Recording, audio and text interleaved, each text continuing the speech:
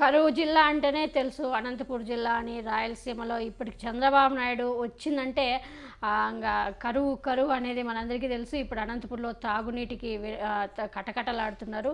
ఇప్పుడు అనంతపురం జిల్లా ఉరవకొండలో రోడ్డు ఎక్కారు ప్రజలంతా.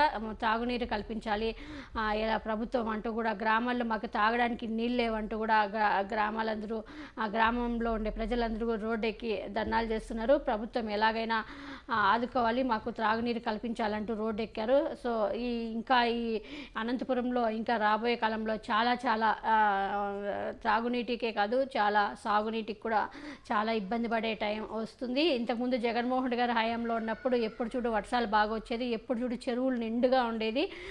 ఆంధ్రనీవ అయితే ఎప్పుడు నీరు, ఆంధ్రనీవ కాలువల్లో ఎప్పుడు నీరు ఉండేది. కానీ ఇప్పుడు చంద్రబాబు నాయుడు వచ్చిన తర్వాత చూస్తున్నాము, వరదలతో ఇంత భారీ వర్షం వచ్చి కూడా ఆ నీళ్లు నిల్వ చేసుకోలేకపోతున్నాడు చంద్రబాబు నాయుడు. ఇప్పుడు ఎంత ఇబ్బంది పడుతున్నారో తెలుసు. సో ఇప్పుడు మా రాయలసీమ అయితే ఇంకా కరువు కాటకాలతో మళ్ళీ ఈ 5 ఏళ్ళు ఇబ్బంది పడే వస్తుంది. ఎందుకో అది చంద్రబాబు నాయుడు వచ్చిందంటే అదొక సెంటిమెంట్ రాయలసీమలో అనుకుంటే, కానీ అయినా కూడా రాయలసీమ ప్రజలు చంద్రబాబు నాయుడు ఇచ్చిన హామీలను నమ్మి చంద్రబాబు నాయుడికి మొత్తం సీట్లన్నీ ఇచ్చారు రాయలసీమలో.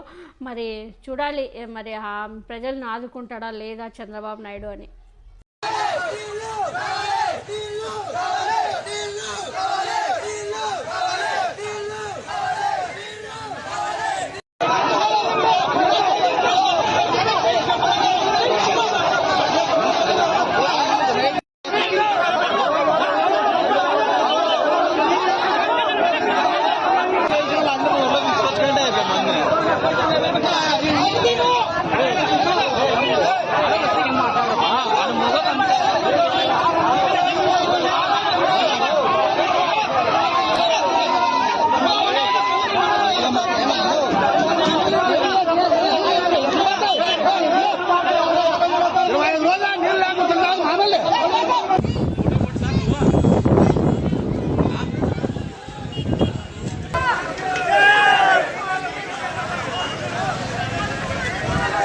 అక్కడ